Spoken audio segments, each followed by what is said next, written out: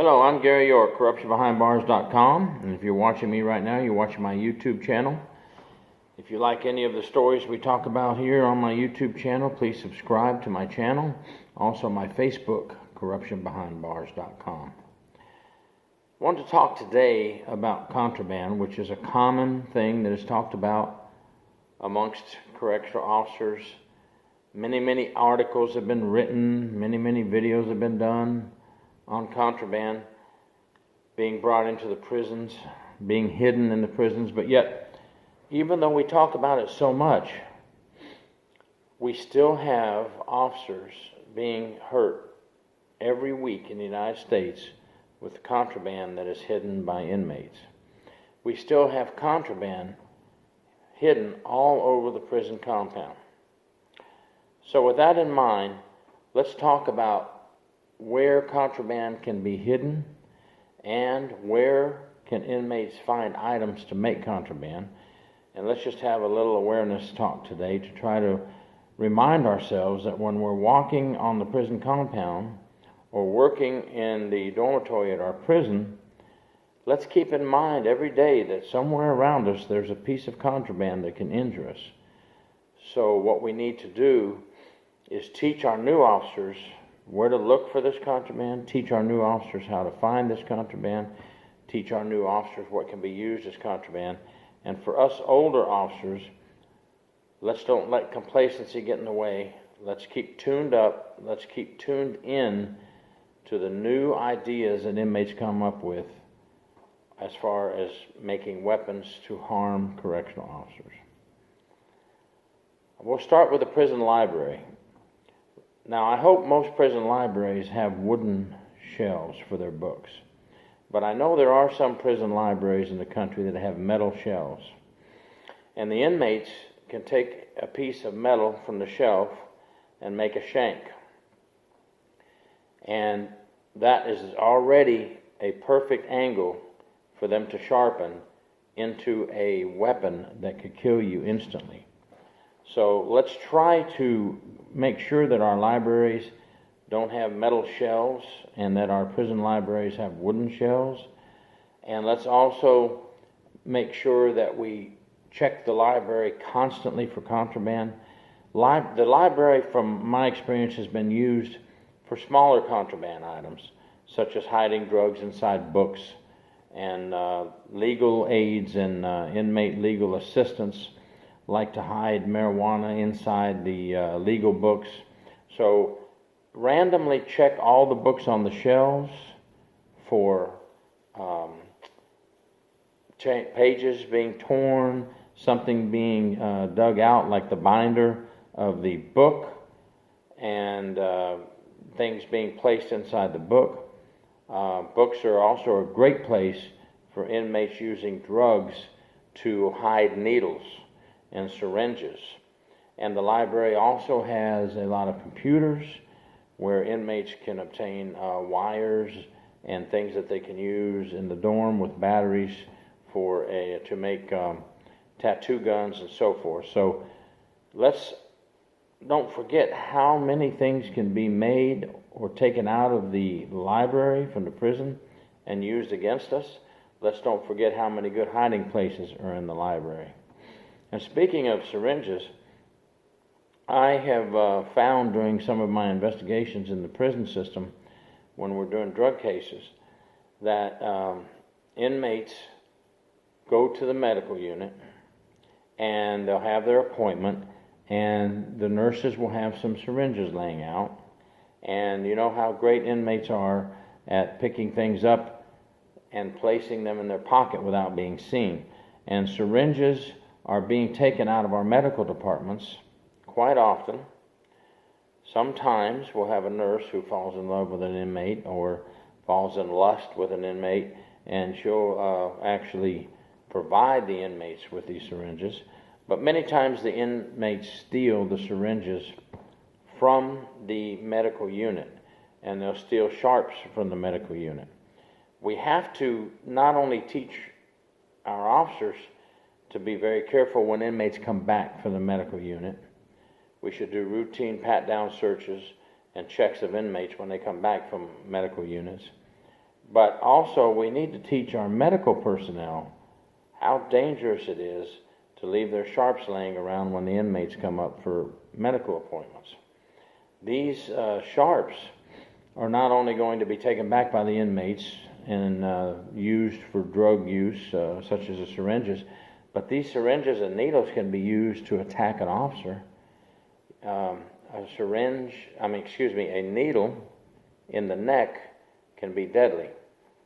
So the medical unit is just a huge place for contraband for inmates, especially inmates that want to get sharps. This is a heaven to them if they can get in there.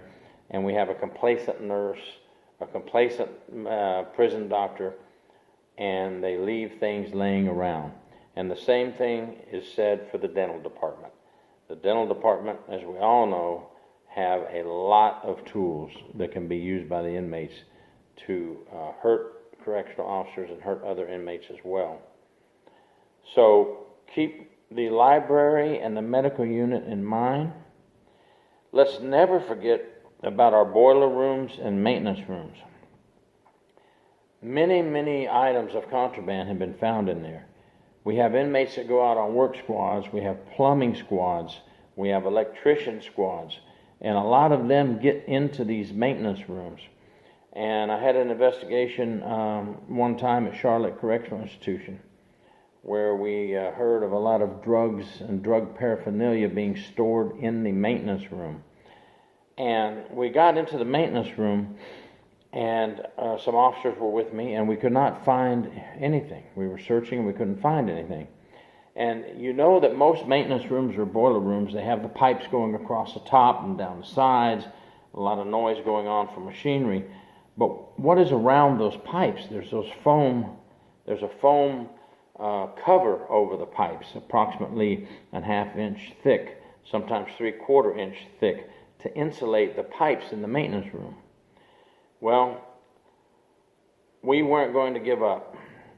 We tore the foam off of these pipes, and inside the foam insulation in the maintenance room, we found needles and syringes. We found heroin. We found all types of drugs and drug paraphernalia that were hidden in there. I took a chance on getting chewed out by the warden for having given the order to tear these foam insulations off of the pipes, but maintenance assured me that they could easily replace them. I felt that our information was very good as to where these needles, syringes, and drugs were hidden, and lucky for me, we found the drugs and the syringes and the needles, and everything turned out great. We lost some foam, but we had maintenance replace the foam insulation. So remember, don't walk by your maintenance rooms and storage rooms and think, because they're secured, that there's nothing in there. Remember, the inmate work squads go in there lots of times to work with a civilian electrician, a civilian maintenance person. Sometimes even they'll walk in there with officers to do things, and the inmates buy time, occupy the supervisor while they hide things in there. And they know what day they're going to be able to go back in there and get their items. They know they'll have to go back in.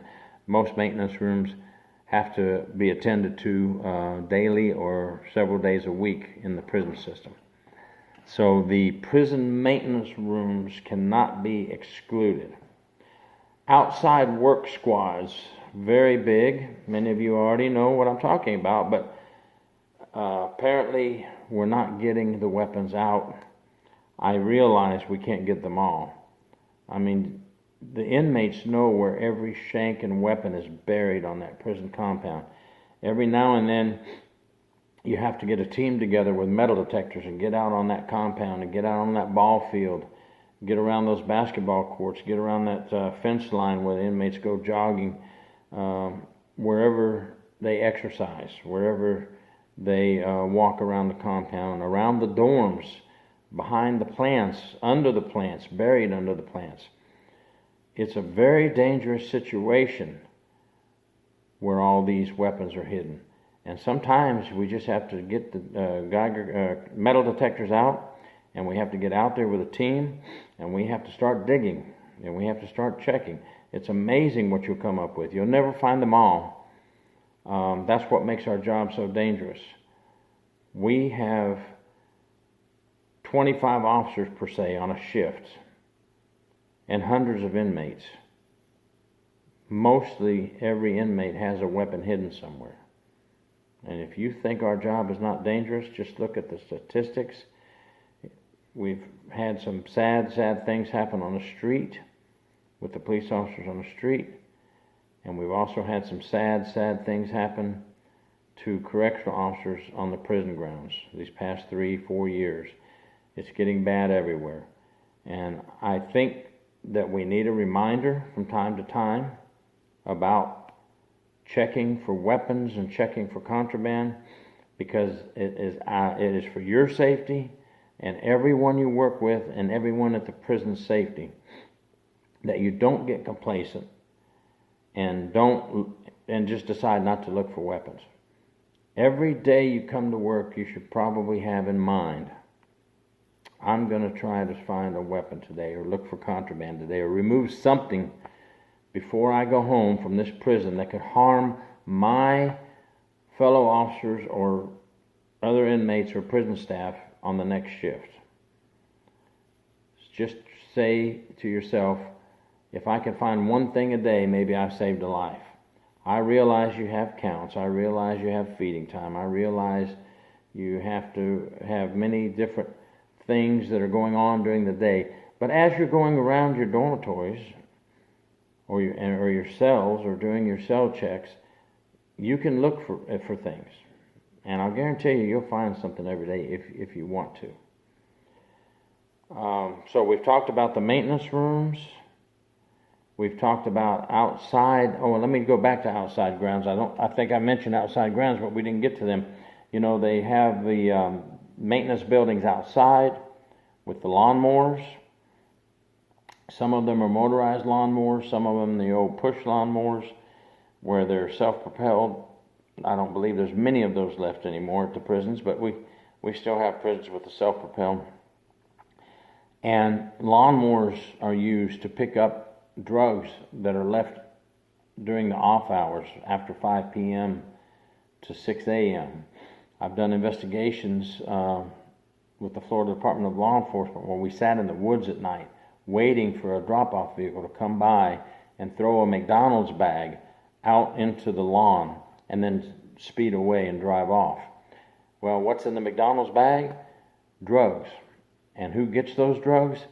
When the outside squad goes to work in the morning and starts to mow and rake the leaves, someone has been designated to look for that McDonald's bag.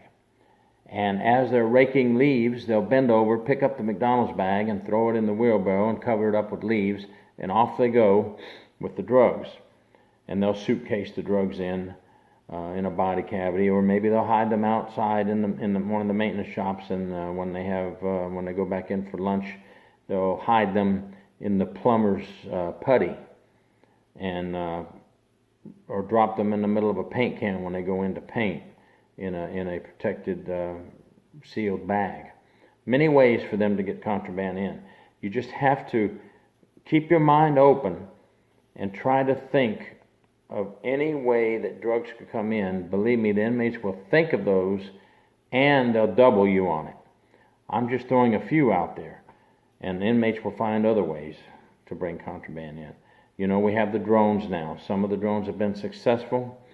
We now have drones that are drone defenders being used by some of the prisons. The drone defenders are to find drones coming around the prison and stop the drones that are or notify us of drones that are coming into the prison area. So technology is taking over on how to get contraband. But the old ways still work. Placing drugs inside a tennis ball and throwing the tennis ball into the over the fence into the recreation area from the wood line. You know, no matter how technical we get, some of the old ways still work. We had a person at Polk Correctional Institution in Florida who was hiding in the woods 12, 14 years ago, tying drugs to the end of an arrow and shooting an arrow from the woods over into the recreation yard. So now you not only have drugs, but you have a weapon. So these old-time methods still work,